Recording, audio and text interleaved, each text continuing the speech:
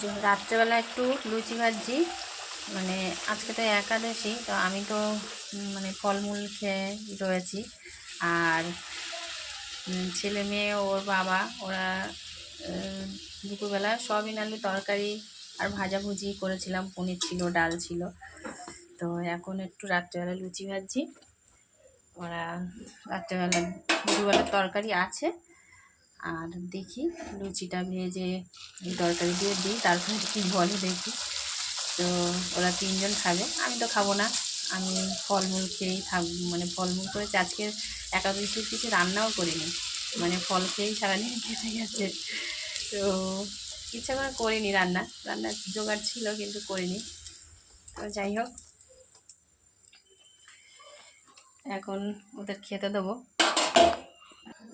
অনেকে কিন্তু একাদশীর দিন লুচি তরকারি খায়, মানে অনেককে দেখতাম আগেও সবাই ওরকম করতো, লুচি তরকারি ছিল। কিন্তু আমার মানে আমরা যারা করি, আমার মা বলো, আমার দিদি, আমরা ফল টল খেয়েই থাকি।